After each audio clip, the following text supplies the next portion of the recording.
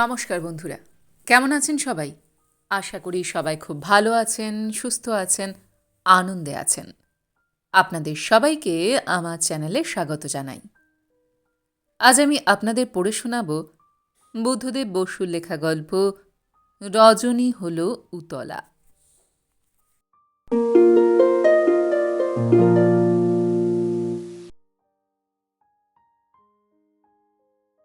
মেঘনার ঘোলা জল চিরে স্টিমার সামনের দিকে চলছে।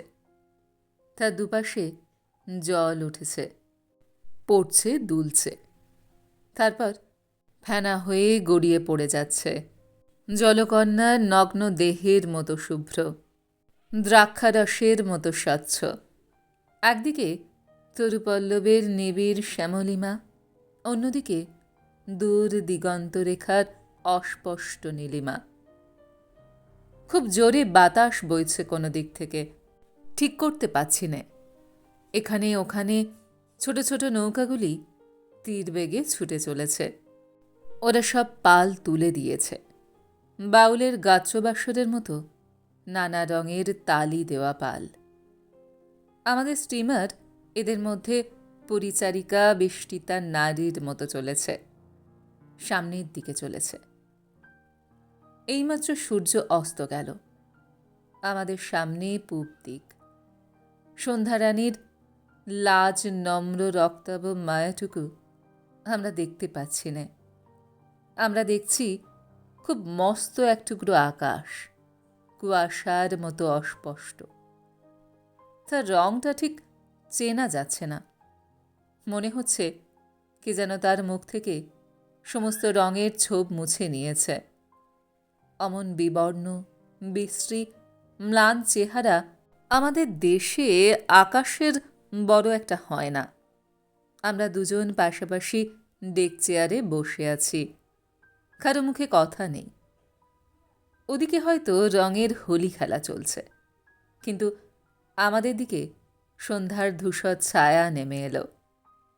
নিখিল গগনব্যাপী এক নিষ্ঠুর নিশাচর পাখির ডানার মতো। নদীর ঘোলা রং কালো হয়ে উঠল। বিবর্ণ আকাশের বুকে একটি তারার মণিকা ফুটে উঠল। আমি মুখ ফিরিয়ে ওর দিকে চাইলুম। আশ্চর্য, ওর চোখের কোনো রং আমি আজ অবধি ঠিক করতে পারলুম না। ও যেন ক্ষণে ক্ষণে বদলায়। কখনো সন্ধ্যার এই ছায়াটুকুর মতো ধূসর, কখনো ওই সুদূর তারকার মতো সবুজ, কখনো নদীর জলের মতো কালো, কখনো দিগন্তরেখার অপরূপ ভঙ্গিমার মতো নীল। নীলিমা ফিক করে হেসে ফেললে। কি দেখছ? আমি তার মাথাটি কাছে টেনে এনে তার ওই মায়াময় চোখ দুটির উপর ঠোঁট রেখে নিঃশব্দে জবাব দিলুম। নীলিমার চোখ দুটি অবশেষে মুদিত হয়ে এলো। আমি এই অবসরে তার সারা দেহের উপর একবার ভালো করে চোখ বুলিয়ে গেলুম। অপরূপ বিশ্বশিল্পী তার কত স্নেহ, কত সুধা, কত মমতা দিয়েই না এই নারী দেহ গড়েছেন। এ যেন একটি বীণা, তা আপনা আপনি বাজে না। তাকে কোলে তুলে নিয়ে কোনো সুররসিক সুর সাধনা করবে, এই তার সার্থকতা। আমি আর পারলুম না। সন্তর্পণে ওকে একেবারে বুকের কাছে টেনে তুলে নিয়ে বিপুল আবেগে জড়িয়ে ধরলুম। নীলিমা আস্তে আস্তে নিজেকে মুক্ত করে নিয়ে তার চেয়ারটি আমার কাছে আরও একটু এগিয়ে এনে বললে, তোমার সেই কথাটা বলবে না? কোন কথাটা? সেই যে একদিন বলেছিলে, মনে নেই? এই উত্তেজনার ফলে তখনও সে একটু একটু কাঁপছিল। ওর বুক তীব্র নিঃশ্বাসের সঙ্গে সঙ্গে দুলছিল। এক একবার ফুলে ফুলে উঠে ব্লাউজের নির্দিষ্ট বন্ধনের সীমা প্রায় অতিক্রম করে যাচ্ছিল। মনে হচ্ছিল যেন পাত্র বেয়ে সুরা উছলে পড়তে যাচ্ছে। আমি অনিচ্ছা সত্ত্বেও সেদিকে চোখ রেখে বললুম, হুম। নীলিমা ছোট মেয়ের মতো আবদারের সুরে বলে উঠল, না গো। হঠাৎ যেন আমার স্বপ্নের ঘোর কেটে গেল। আমি গলার সুরটা যথাসম্ভব সহজ করার চেষ্টা করে বললুম, আমার একটা অনুরোধ নীলিমা, তুমি এই কথাটি আমার কাছ থেকে কোনোদিন শুনতে চেও না। ওর তরল আঁখির করুণা কামনা একসঙ্গে মিনতি ও অভিযোগ জানালো। আমি পাশের একটা ইজি চেয়ারের দিকে চেয়ে বললুম, আচ্ছা বলছি, কিন্তু যখন বুঝবে কথাটা তোমার না শোনাই উচিত ছিল, তখন কিন্তু আমায় দোষ দিতে পারবে না। নীলিমা মাথাটা একটু পেছন দিকে হেলিয়ে বললে, আহা, তোমায় আবার দোষ দেব? তুমি যে আমার বর। আমার মুখ থেকে বেরিয়ে গেল, বর বটে, কিন্তু এখনো তো স্বামী হইনি। আমি এখন যা বলবো তা শোনবার পর বর হবার সম্ভাবনাই লোপ পেতে পারে। সেই জন্যই তো আরও বেশি করে শুনতে চাচ্ছি। 2 বছর আগে আমি যখন প্রথম কলকাতায় যাই, তখনও আমাদের সেখানে বাড়ি হয়নি। কাজে কাজেই ভবানীপুরে এক ব্যারিস্টারের আতিথ্য স্বীকার করতে হলো। বাবার সঙ্গে ওদের পুরনো বন্ধুত্ব ছিল। নামও কি শোনা দরকার নীলিমা? নাম না হলে গল্প কি চলে? অন্য কোনো গল্প না চলতে পারে, কিন্তু আমার এ গল্প চলবে। আচ্ছা, বলে যাও। তখন গ্রীষ্মের ছুটি। কলেজ থেকে সবে আইএ পরীক্ষা দিয়েছি। তখন আমার বয়স কাঁচা। দেহ মনে সবে নবযৌবনের রং ধরেছে। পৃথিবীর অনেক কিছুই তখন আমার কাছে রহস্যময়। আর তার মধ্যে সবচেয়ে রহস্য হল নারী। হ্যাঁ, নারী। মনে রেখো নীলিমা, তখন আমার সেই বয়স, যে বয়সে একটুখানি শাড়ির আঁচল দেখলেই বুকের রক্ত চঞ্চল হয়ে ওঠে। একটু চুড়ির রিনঝিন শোনার জন্য মনটা যেন তৃষিত হয়ে থাকে। যে বয়সে মানুষ অঙ্কশাস্ত্র ছেড়ে কাব্যচর্চা শুরু করে, ফিজিক্সের এক্সপেরিমেন্টের চেয়ে বায়োস্কোপের অভিনয় বেশি পছন্দ করে। সত্যি কথা বলবো নীলিমা, তখন যখনই যেখানে কাঁচা বয়সের মেয়ে দেখতুম, ইচ্ছে হতো ছুটে গিয়ে ওকে আমার নিজের ঘরে টেনে নিয়ে আসি। তারপর ওর সঙ্গে কথা কই, ওকে খুব আদর করি। আমাদের বাড়ির পাশের রাস্তা দিয়ে মেয়ে স্কুলে গাড়ি যাওয়া আসা করতো কতদিন। তাদের কারোর সঙ্গে ইঙ্গিতপূর্ণ দৃষ্টি বিনিময় করার ব্যর্থ চেষ্টা আমি করেছি। আমার মগজের মধ্যে তখন অহর্নিশ যেসব চিন্তা ঘুরে বেড়াতো, তা শুনলে এখন নিশ্চয়ই খুব খুশি হবে না। আমার সেই সদ্য জাগ্রত প্রবল তৃষ্ণা নিয়ে আমি সে বাড়িতে গিয়ে একেবারে অগাধ জলে পড়ে গেলুম। বাবার বন্ধুটি 3 পুরুষ যাবৎ সাহেবী চালে থাকেন। তার বাড়ির সব কায়দা কানুন রীতিনীতি আমার জন্মগত সংস্কারে কেমন বিসদৃশ্য ঠেকতে লাগল। হাজার হোক, খাঁটি ব্রাহ্মণের ছেলে তো আমি। প্রথম 2-4 দিন চলতে ফিরতে পদে পদে এমন অস্বস্তি বোধ হতে লাগল, যেন আমি জলের মাছ ডাঙায় উঠে এসেছি। তারপর ক্রমে ক্রমে সবই এমন সয়ে গেল, যেন আমি জন্মাবধি এই আবহাওয়াতেই বেড়ে উঠেছি। সত্যের খাতিরে বলতে হচ্ছে, দিনগুলি দিব্যি সুখেই কাটছিল। আমি হঠাৎ চুপ করে গেলুম। নদীর জল আর দেখা যাচ্ছে না। রাত্রির কালোয় সব কালো হয়ে গেছে। পূবের আকাশে যেখানে ছোট মণিকাটি জ্বলছিল, সেখানে অনেক তারা দেখা দিয়েছে। ওরা বুঝি অমরাবতীর দুয়ারে জ্যোতির্ময়ী উষার ললাটের শিশির বিন্দু। ডেকের ওপর ইলেকট্রিক আলোগুলো দুলছে। নীলিমার কণ্ঠ শুনতে পেলুম, বলে যাও না, চুপ করে রইলে কেন? আমি তোমার মুখ দেখতে পাচ্ছি না নীলিমা, একটু আলোতে এসো না। অন্ধকারে মুখ ঢেকে আছো কেন? নীলিমা আমার হাতখানি নিজের হাতের মধ্যে টেনে নিয়ে কোমল সুরে বলল, এই যে আমি তো দূরে সরে যাইনি। তুমি হাত বাড়ালেই যে আমায় ছুঁতে পাও। হাঁপ ছেড়ে বাঁচলুম। মনে হলো যেন আমি জলের নিচে ডুবে যাচ্ছিলুম। হঠাৎ উঠে এসে আবার নিঃশ্বাসের সঙ্গে বাতাসের অমৃত সেবন করছি। চেয়ারের হাতলের উপর ঝুঁকে পড়ে তার মুখের অত্যন্ত কাছে মুখ নিয়ে বললুম, আহ, এই যে তুমি নীলিমা, এত কাছে। আমি তোমার কেশের সৌরভ পাচ্ছি। তোমার নীল চোখ দুটির মধ্যে আমার নিজের চোখের ছায়া দেখতে পাচ্ছি। আমার আর ভয় নেই। আহ নীলিমা, তুমি কত সুন্দর। নীলিমা শান্ত কণ্ঠে বললে, তারপর তারপর কি হলো? দম দেয়া গ্রামোফোনের মতো আমি হঠাৎ অস্বাভাবিক উত্তেজনার সহিত বলতে লাগলুম, ও বাড়ি তো বাড়ি নয়, যেন রূপের মেলা, যেন ফুলের বাগান। তাতে কত ফুল ফুটে রয়েছে। তারা রূপের জৌলুসে চাঁদনি রাতকে হার মানিয়ে দেয়। সৌরভের মাদকতায় বাতাসকে মাতাল করে তোলে। বলেছিই তো, আমার সেই সদ্য জাগ্রত অসীম তৃষ্ণা নিয়ে আমি তাদের মধ্যে গিয়ে পড়লুম। পড়ে হঠাৎ যেন জীবনসূত্রের সেই খেয়েই হারিয়ে ফেললুম। গৃহস্বামীর নিজের 7টি মেয়ে, তার মধ্যে 3টি বিবাহযোগ্যা। তাছাড়া তার দূরসম্পর্কিতা নবযৌবনা আত্মীয়ের সংখ্যাও নেহাত কম নয়। বন্ধুবান্ধব নিয়ে মোট সংখ্যা বোধ হয় 12 কি 13তে পৌঁছেছিল।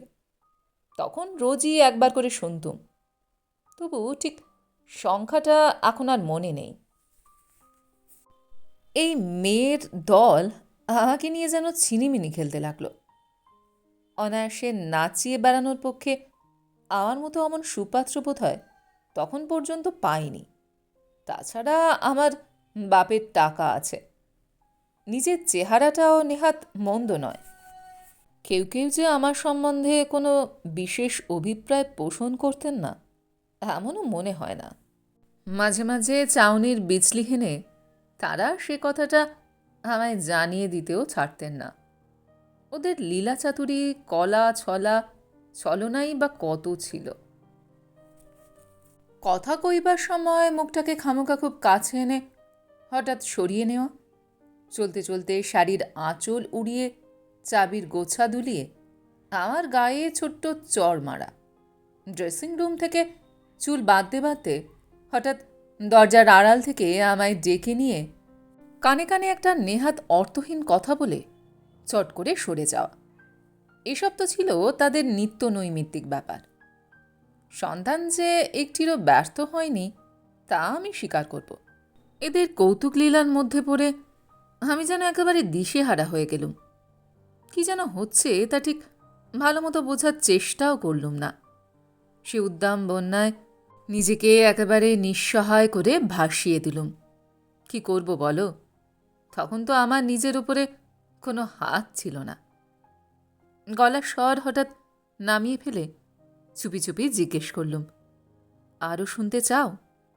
নীলিমা রুদ্ধস্বরে জবাব দিল, চাই। আমার কলকাতায় আসবার পর দিন কত কেটে গেছে। একদিন রাত্রে খুব আস্তে আস্তে আমার ঘুম ভেঙে গেল।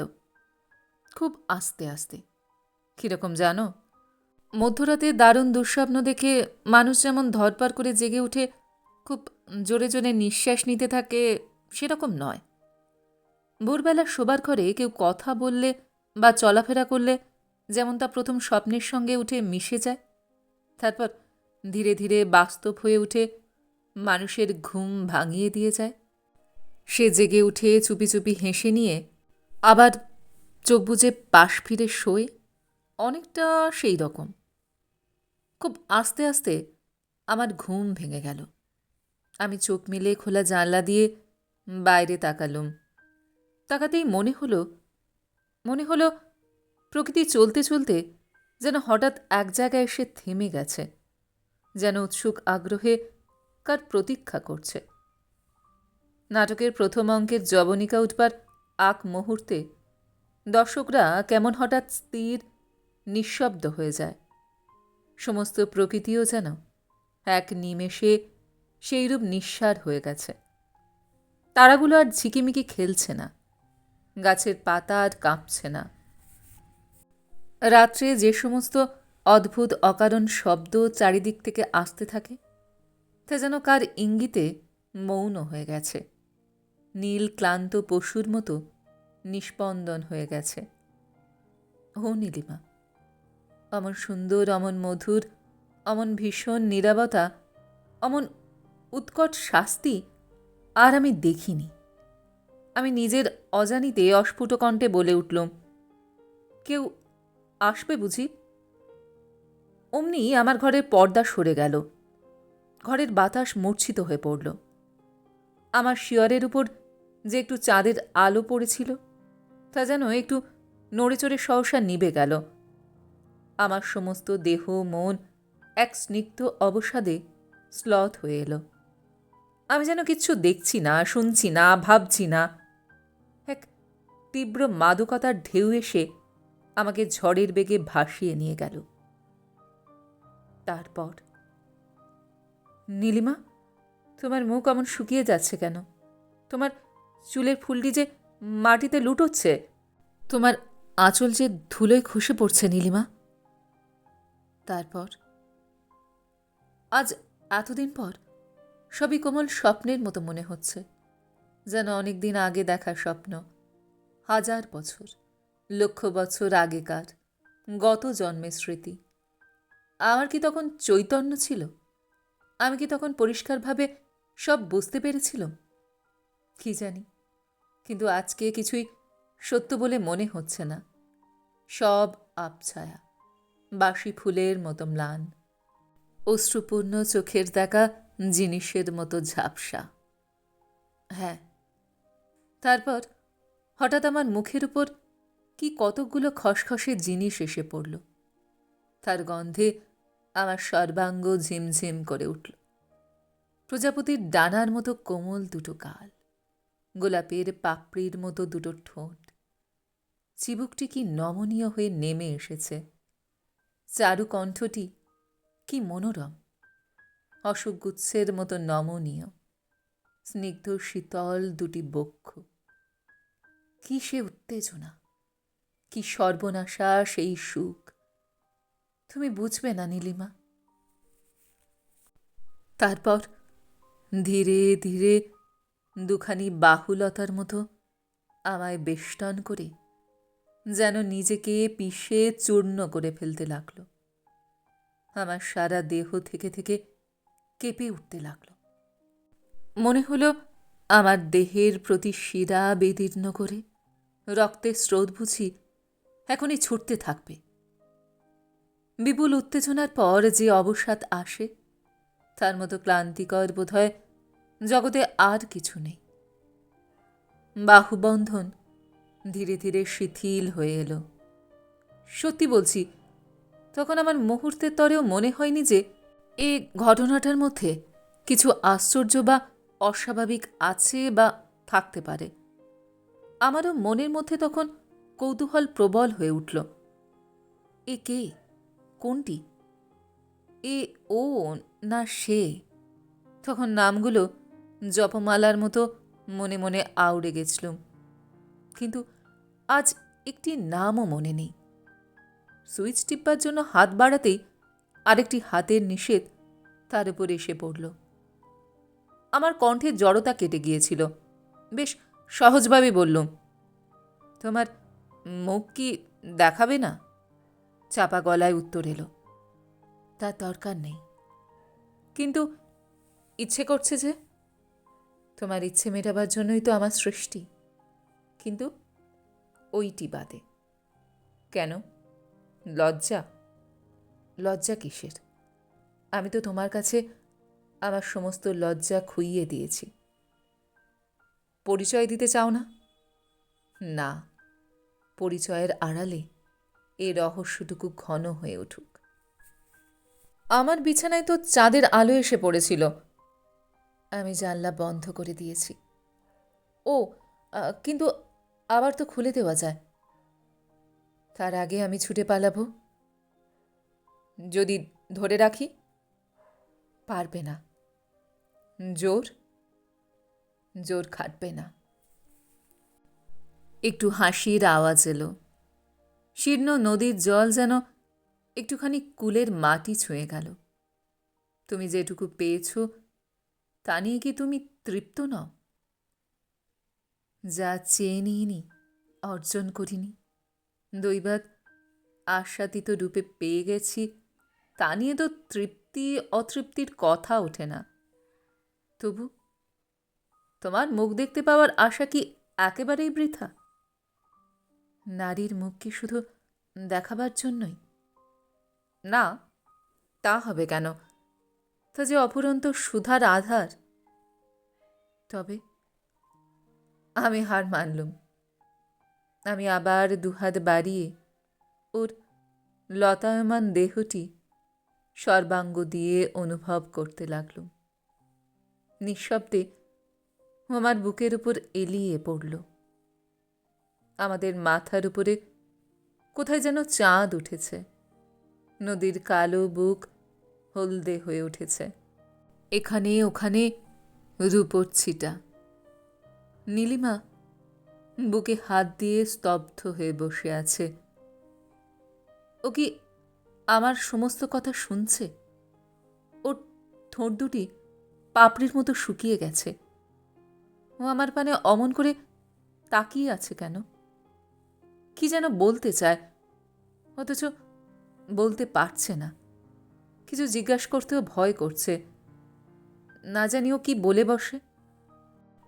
জলেতে জোছনায় মিলে যেখানে ছুটোছুটি করছে সেই দিকে তাকিয়ে পকেট থেকে একটা সিগারেট বার করে ধরালুম। ধোঁয়াগুলো উঠছে, নীল, মসৃণ, সরু রেখার মতন। স্টিমারটা কি বৃষ্টির শব্দ করছে। ও কি অনন্তকাল ধরে চলতেই থাকবে? কোনো দিনই থামবে না? নীলিমার মুখখানা যে মরুভূমির উপরকার আকাশের মতো শুষ্ক হয়ে উঠেছে। নীলিমা বলল, এখানেই কি তোমার গল্প শেষ হলো? মাস্টারের কাছে ছাত্রের পড়া বলার মতো করে জবাব দিলুম, না, এইখানে সবে শুরু হলো, কিন্তু এর শেষেও কিছু নেই। এই শেষ ধরতে পারো। নীলিমা আর কিছু বললে না। আমি বলে যেতে লাগলুম। সেইভাবেই ঘুমিয়ে পড়েছিলাম। জেগে দেখি বিছানার উপর রোদ এসে পড়েছে, সমস্ত বালিশে, চাদরে। সারা বিছানায় গত রজনীর তার গায়ের সৌরভটুকু প্রিয় স্মৃতির মতো লেগে রয়েছে। পরের দিন সকালে আমার কি লাঞ্ছনাটাই না হলো। রোজকার মতো ওরা সব চারদিক দিয়ে আমায় ঘিরে বসল। রোজকার মতো ওদের কথার স্রোত বইতে লাগল জল তরঙ্গের মতো মিষ্টি সুরে। ওদের হাসির রোল ঘরের শান্ত হাওয়াকে আকুল করে ছুটতে লাগল। হাত নাড়বার সময় ওদের বালা চুরির মিঠে আওয়াজ রোজকার মতোই বেজে উঠল। সবাকার মুখই ফুলের মতো রূপময়, মধুর মতো লোভনীয়। কিন্তু আমার কণ্ঠ মৌন, হাসির উৎস অবরুদ্ধ। আমি রাত্রির পাকলামোর চিহ্ন আমার মুখে, আমার চোখের কোণে লেগে রয়েছে মনে করে আমি চোখ তুলে কারোর পানে তাকাতেও পারছিলাম না। তবু একবার লুকিয়ে প্রত্যেকের মুখ পরীক্ষা করে দেখতে লাগলুম, যদি বা ধরা যায়। যখন যাকে দেখি তখনই মনে হয় এই বুঝি সেই। যখনই যার গলার স্বর শুনি তখনই মনে হয় কাল রাত্রিতে এই কণ্ঠই না ফিসফিস করে আমায় কত কি বলেছিল। অথচ কারোর মধ্যে এমন বিশেষ কোনো পরিবর্তন দেখতে পেলুম না যা দেখে নিশ্চিতরূপে কিছু বলা যায়। সবাই হাসছে, গল্প করছে। কে কে তাহলে? আমি কি স্বপ্ন দেখছিলাম? তখন স্বপ্ন বলে সত্যি সত্যি বিশ্বাস করতে পারতুম, যদি না তখনও আমার সর্বাঙ্গে একটা গভীর অবসাদ অপ্রকাশ্য বেদনার মতো জড়িয়ে থাকত। আমার অবস্থা দেখে একজন বলে উঠলেন, আপনার কাল রাত্রে ভালো ঘুম হয়নি নাকি? আর একজন তো বললেন, তাই তো, আপনার চেহারা যে ভারী শুকনো দেখাচ্ছে। বিদ্যুৎস্পৃষ্টের মতো আমি তাড়াতাড়ি একবার চারিদিকে তাকিয়ে দেখলুম। এই তো সুযোগ। এ সময় কারোর মুখ যদি একটু শুকিয়ে যায় বা একটু লাল হয়ে ওঠে, যদি কেউ অন্যদিকে মুখ ফিরিয়ে নেয় বা একটু বিশেষভাবে হাসতে থাকে, তাহলেই তো আর বুঝবার কিছু বাকি থাকে না। কিন্তু সবাই ঠিক একভাবে ঠোঁটের এক কোণে একটু হাসছে। কাউকে আলাদা করে নেবার জো নেই। আমার মনে হলো ওরা সবাই যেন আমার গোপন রহস্য জেনে ফেলেছে, যেন সবাই মিলে পরামর্শ করে আমায় নিয়ে একটু রসিকতা করছে। কিন্তু এ কোন ধারা রসিকতা? আমি কি একটা খেলার পুতুল নাকি? তারপর প্রত্যেকের প্রতিটা চাউনি, প্রত্যেকটি কথা, প্রত্যেকটি অঙ্গভঙ্গি আমার এই সন্দেহকে দৃঢ় হতে দৃঢ়তর করে তুলল। ঘরের মধ্যে অসহ্য গরম বোধ হল। আমি অভদ্রের মতো কাউকে কিছু না বলে ছুটে বাগানে চলে গেলুম একটু খোলা হাওয়ায় থাকবার জন্য। দুপুর পর্যন্ত আমার সময়টা যে কিভাবে কেটে গেল তার মনে করতে ইচ্ছে করছে না। রাস্কলনিকভ বোধহয় খুনি হয়েও এমন দুঃসহ যন্ত্রণা ভোগ করেনি। উঠতে বসতে চলতে ফিরতে আমার গায়ে সর্বদা যেন কাঁটা ফুটতে লাগল। কারোর সঙ্গে কথা কইতে পারতুম না। যখনই যে কাছে আসে মনে হয় এই বুঝি সে। প্রত্যেকের সম্বন্ধেই সন্দেহের অন্যের চেয়ে দৃঢ়তর হয়ে ওঠে। আমার ঘরের মধ্যেও থাকতে পারি নে। মেঝের কার্পেট থেকে দেওয়ালে চুনকাম পর্যন্ত সব যেন আমার দিকে চেয়ে নিষ্ঠুর হাসি হাসতে থাকে। অথচ সবাকার দৃষ্টি হতে নিজেকে লুকিয়ে রাখাও তো চাই। কাজেই অছিলা করে সারাটা দিন কলকাতার রাস্তাময় ঘুরে বেড়াতে লাগলাম। কিন্তু দুপুরের পর থেকে আর এক নতুন সংশয় আরম্ভ হলো। আজ রাত্রেও কি সে আসবে? আমার মধ্যে যা কিছু ভদ্র মার্জিত ছিল সমস্ত একযোগে বলে উঠল, না, আর আসবে না। আহ, বাঁচা গেল। আমার আহত দর্প বললে, যাক, অপমান থেকে রেহাই পেলুম। কিন্তু পিতৃপুরুষের রক্ত অস্থির হয়ে বলতে লাগল, না, আসবে, আসবে, নিশ্চয়ই আসবে। যাও, ফেরো, বাসায় ফেরো। আমার মন ক্ষীণকণ্ঠে প্রতিবাদ করল, না, যাব না। নীলিমা, তুমি আত্মার অস্তিত্ব বিশ্বাস করো? উৎসস্থল বহু দূরে থেকেও তার প্রিয়তমের আকুল আহ্বান শুনতে পেয়েছিল। এ তুমি সম্ভব মনে করো? এখন অবশ্য আমিও করি না। কিন্তু তখন আমার বাস্তবিক মনে হয়েছিল সমস্ত ইট পাটকেল বেড়া যেন স্বচ্ছ হয়ে গেছে। আমি তার ভিতর দিয়ে দেখতে পাচ্ছি কে আমাকে হাতছানি দিয়ে ডাকছে। রাস্তার সমস্ত কোলাহল ছাপিয়ে একটি ক্ষীণ মধুর আহ্বান আমার কানে ভেসে আসলো। সে কি অদ্ভুত, কি বিপুল, কি ভয়ানক নীলিমা! তা মনে করে এখনো আমার বুক কেঁপে উঠেছে। আমি ছুটে গেলুম। দিনের আলো নিভে যাওয়ার আগে ছুটে ফিরে গেলুম আমার সেই ঘরে, যে আহ্বান উপেক্ষা করতে পারলুম না নীলিমা। আমার কণ্ঠস্বর হঠাৎ রুদ্ধ হয়ে এলো। নীলিমার মুখের পানে তাকাতে সাহস হচ্ছে না। ইচ্ছে করে অন্যদিকে মুখ ফিরিয়ে নিয়েছি। সোজা সামনের দিক থেকে বাতাস আসছে। আমার চুল উড়ে উড়ে কপালে এসে পড়ছে। নীলিমার শাড়িও বোধহয় নড়ছে, দেখতে পাচ্ছি না, কিন্তু বুঝতে পারছি। ও চেহারে দু হাতলে হাত রেখে স্থির হয়ে বসে আছে। নিঃশ্বাস পড়ছে না, চোখের পলক পড়ছে না। স্টিমারের গতি বোধহয় ঘুরে গেছে। একাদশীর চাঁদের রাতখানা আমার চোখে পড়েছে, কামধেনুর স্বর্ণশৃঙ্গের মতো। ডাইনিং সেলুনে বসে সাহেব মেমগুলো ডিনার খাচ্ছে। মদের বোতল খোলার শব্দ, সোডার বোতল ভাঙার শব্দ, কাঁটা চামচে প্লেটের শব্দ, ভাঙা ভাঙা কথাবার্তার টুকরো সব ভেসে আসছে। সব কান পেতে শুনছি। নীলিমা স্টিমারে ডিনার খেতে ভারী ভালোবাসে। ওকে কি জিজ্ঞেস করব?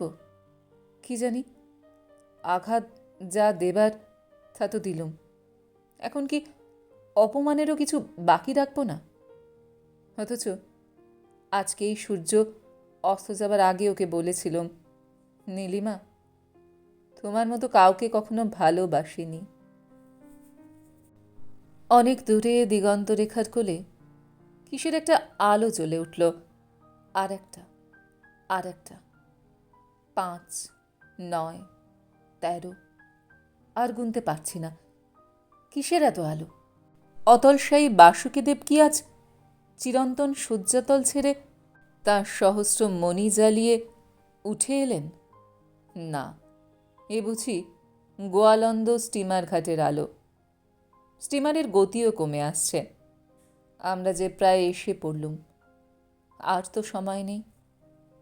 অকস্মাৎ ক্ষিপ্তের মতো বলে উঠলুম, নীলিমা, এতখানি যখন শুনলে তখন দয়া করে বাকিটুকুও শুনবে নাকি? এইটুকু দয়া করো আমায় নীলিমা। বাকিটুকু না বলতে পারলে আমি পাগল হয়ে যাব। বলো।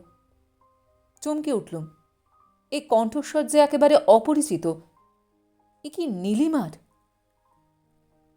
ভেবেছিলুম সমস্ত রাত জেগে থাকতে হবে। মনের সে অবস্থার সচরাচর ঘুম আসে না। কিন্তু অত্যন্ত মানসিক উত্তেজনার ফলেই হোক বা পায়ে হেঁটে সারাদিন ঘুরে বেড়ানোর দরুন শারীরিক ক্লান্তি বশতই হোক, সন্ধ্যার একটু পরেই ঘুমে আমার সারা দেহ ভেঙে গেল। একেবারে নবজাত শিশুর মতো ঘুমিয়ে পড়লুম। তারপর আবার আস্তে আস্তে ঘুম ভেঙে গেল। আবার প্রকৃতির সেই স্থির প্রতীক্ষমান নিষ্কম্প অবস্থায় দেখতে পেলুম। আবার আমার ঘরের পর্দা সরে গেল। বাতাস সৌরভে মূর্ছিত হয়ে পড়ল। জ্যোৎস্না নিভে গেল। আবার দেহের অণুতে অণুতে সেই স্পর্শ সুখের উন্মাদনা, সেই মধুময় আবেশ, সেই ঠোঁটের উপর ঠোঁট খইয়ে ফেলা, সেই বুকের উপর বুক ভেঙে দেওয়া, তারপর সেই স্নিগ্ধ অবসাদ, সেই গোপন প্রেম গুঞ্জন, তারপর ভোরবেলায় শূন্য বিছানায় জেগে উঠে প্রভাতের আলোর সাথে দৃষ্টি বিনিময়। আবার দুপুর পর্যন্ত এই রহস্যময়ী গোপন চারিণীর পরিচয় জানবার অদম্য লালসা আমাকে যেন টুকরো টুকরো করে ছিঁড়ে ফেলত। তারপর বিকাল হতে সেই নিষ্ঠুর কামনা, সেই অলঙ্ঘনীয় আহ্বান, সেই অপরাজেয় আকর্ষণ দিনের পর দিন, রাতের পর রাত কাটতে লাগল। এর মধ্যে আমার চেহারা এত বদলে গেল যে আয়নায় নিজের চেহারা দেখে আমি চমকে উঠতে লাগলুম। দেহে সে লাবণ্য শুকিয়ে গেছে, সেই স্নিগ্ধ স্ত্রী ঝরে পড়ে গেছে। কিন্তু তখন আমার স্বভাবত শান্ত চোখ দুটি নিরন্তর কোনো উৎকট তৃষ্ণায় হিংস্র পশুর মতো ধক ধক করে জ্বলত। সে ভীষণ চাউনি মনে হলে এখন আমার গা শিউরে ওঠে। ক্রমে আমার এমন অবস্থা হলো যে আমার সমস্ত সত্তা রাত্রির সেই অল্প সময়টুকুর মধ্যে বন্দী হয়ে পড়ল। কেবল ওইটুকু সময়ের জন্য আমি প্রাণ পেয়ে বেঁচে উঠতুম। অন্য সব সময় আমার অস্তিত্বের কোনো লক্ষণ আমি নিজে পেতুম না। সে সময়ে কে আমার সম্বন্ধে কি ভাবছে, কি বলছে, ওসব কথা আমার মনের ধার দিয়েও আসতো না। আমাকে যেন সারাদিন ঘুম পাড়িয়ে রাখা হতো। আমার মনের সমস্ত চিন্তা, প্রাণের সমস্ত আবেগ, দেহের সমস্ত বৃত্তি যেন ওই একটি বাঞ্ছিত মুহূর্তের প্রতীক্ষায় একেবারে নিশ্চল হয়ে যেত। ওই একটি মুহূর্তের মধ্যে যেন অনন্তকাল বাধা পড়েছে। ওরই মধ্যে যেন বিশ্ব জগতের ছায়া। ওর বাইরে সময় নেই, জগৎ নেই, আকাশ নেই, বাতাস নেই, প্রাণ নেই, মৃত্যু নেই, সুখ দুঃখ কিচ্ছু নেই, শূন্যও নেই। রহস্যময়ী রহস্য মোচন করবার জন্য মনের যে কৌতূহল একটা স্বাধীন চিন্তার রূপে অস্তিত্বের একটু ক্ষীণ সারার মতো আমার মধ্যে ঝিলমিল করছিল, তাও মিলিয়ে গেল। সে কৌতূহলও আরও রইল না। এখন আমার দৃঢ় বিশ্বাস হচ্ছে যে তখন নিশ্চয়ই আমি পাগল হয়ে গিয়েছিলাম। ও যদি পাগলামি না হয় তবে আর পাগলামি কি? এই উন্মত্ত লীলা কতদিন চলেছিল মনে নেই, কিন্তু কি করে হঠাৎ একদিন চিরতরে থেমে গেল তা বলছি। সে রাত্রে শোবার ঘরে ঢুকবার সময় চৌকাঠে আছাড় খেয়ে পড়ে গেলুম। সমস্ত শরীর ঝিমঝিম করে উঠল। মধুর অন্ধকার নিবিড় হয়ে এলো। ক্লান্তি, নীলিমা অসম্ভব ক্লান্তি। বিছানায় উঠে যেতেও যেন ক্ষমতায় কুলোল না। সেই কার্পেটের উপর মাথা রেখেই আস্তে আস্তে ঘুমিয়ে পড়লুম। সে রাত্রে আর ঘুম ভাঙেনি। দেশে ফিরে এসে শুনলুম সে রাত্রে আমার কপাল ফেটে রক্ত পড়ে কার্পেট ভিজে গিয়েছিল। সেই অজ্ঞান অবস্থায় 2 দিন ছিলুম। সারাক্ষণ এত দুর্বল ছিলুম যে ডাক্তাররা আশঙ্কা করেছিলেন যে কোনো সময় আমার হৃৎপিণ্ডের ক্রিয়া বন্ধ হয়ে যেতে পারে। আমার জ্ঞান হারানোর জন্য নাকি ভয়ানক শারীরিক দুর্বলতা আংশিক রূপে দায়ী। তাছাড়া মানসিক উত্তেজনা ও স্নায়বিক দৌর্বল্য মিলে আমার শরীরকে নাকি এমনভাবে ভেঙে দিয়ে গিয়েছিল যে আর একটু হলেই একেবারে হাড় গোড় শুদ্ধ চুরমার হয়ে যেতুম। ধীরে ধীরে সেরে উঠলুম। মনটা যখন স্বাভাবিক অবস্থায় ফিরে এলো তখন সেই অপরিচিতাকে জানবার জন্য সহস্র চেষ্টা করতে লাগলুম, কিন্তু সমস্ত ছল সমস্ত কৌশলই ব্যর্থ হল। কিছুতেই কোনো দিশে করতে পারলুম না, আজ পর্যন্ত পারিনি। তারপর স্টিমারটা বিকট স্বরে শিঙা বাজিয়ে উঠল। আমার আর বলা হলো না। গোয়ালন্দ এসে পড়েছে। অতি সংকীর্ণ জলপথের মধ্য দিয়ে আমাদের স্টিমারখানা খুব সাবধানে আপনাকে বাঁচিয়ে ধীরে ধীরে চলছে। একটা বিশাল ফ্ল্যাট সামনে এসে পড়েছে। ঝনঝন করকর করে নোঙর নেমে যাচ্ছে। ভসভস করে রাশি রাশি বাষ্প বেরোচ্ছে। এতখানি পথ নিরাপদে অতিক্রম করে এসে স্টিমারটা যেন তৃপ্তির নিঃশ্বাস ফেলছে। সঙ্গে সঙ্গে একটু একটু দুলছে, আমাদেরও দোলাচ্ছে। ঘটঘট করে সিঁড়ি ফেলা হচ্ছে। খালাসিরা ব্যস্ত হয়ে ছোটাছুটি করছে। কুলিরা দুঃসাহসের পরাকাষ্ঠ দেখিয়ে অনিশ্চিত সিঁড়ি ডিঙিয়ে দুর্মুর করে ওপরে উঠে ফার্স্ট ক্লাসের মাল নেবার জন্য কাড়াকাড়ি করছে। 3rd ক্লাসের যাত্রীরা ব্যাগ হাতে করে প্রতীক্ষা করছে। আমাদেরও নামতে হবে। এখানে অসংখ্য স্টিমার ফ্ল্যাটের বুহভেদ করে চাঁদের আলো ঢুকতে পারছে না। গ্যাসের আলোয় নদীর কালো জল আগুনের মতো জ্বলছে। ডাঙায় রেলগাড়ির সিংহনাদ শোনা যাচ্ছে। উফ, কি ভীষণ গণ্ডগোল হচ্ছে চারদিক থেকে। এতক্ষণে আমি চেয়ার ছেড়ে উঠলুম। 2 কুলি ডেকে ওদের মাথায় জিনিসপত্রগুলো চাপিয়ে দিয়ে ওদের আগে পাঠিয়ে দিলুম। তারপর নীলিমার একটু কাছে সরে এসে বললুম, গাড়ি ছাড়বার আর 15 মিনিট বাকি। এ গাড়িতে চাপলে কাল ভোর নাগাদ পৌঁছবে। কাল বুধবার, রবিবার তারিখ ফেলা হয়েছে। মাসে 3টে দিন হাতে থাকে। তুমি আজ ছাড়বার সময় যে কথা বলেছিলে এখনো কি সেই কথা বলছো? নীলিমার ঠোঁট কেঁপে উঠল, কিন্তু কি বললে শুনতে পেলুম না। ঠিক সেই মুহূর্তেই স্টিমারের বাঁশিটা অসম্ভব জোরে চিৎকার করে উঠল। নীলিমার মুখের উপর স্টিমারের চোঙটার ছায়া পড়েছিল। আমি নীলিমার হাত ধরে সেই অন্ধকারের তলা থেকে সরিয়ে নিয়ে এলাম।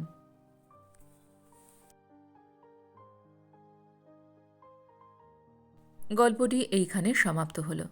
আপনারা এতক্ষণ শুনছিলেন বুদ্ধদেব বসুর লেখা গল্প রজনী হলো উতলা। গল্পটি আপনাদের কেমন লাগলো বা আমার গল্প পাঠ আপনাদের কেমন লাগলো কমেন্ট সেকশনে অবশ্যই লিখে জানান। যদি আমার গল্প পাঠ আপনাদের ভালো লেগে থাকে তাহলে আশা করব লাইক শেয়ার অবশ্যই করবেন। আর এই ধরনের সুন্দর সুন্দর কাহিনী আরও শুনবার জন্য আমার চ্যানেলটিকে সাবস্ক্রাইব করতে ভুলবেন না কিন্তু। তবে আজ এই পর্যন্ত। আমি খুব তাড়াতাড়ি আবারও অন্য কোনো কাহিনী নিয়ে আপনাদের কাছে চলে আসছি। সবাই খুব ভালো থাকবেন, সুস্থ থাকবেন, আনন্দে থাকবেন। নমস্কার।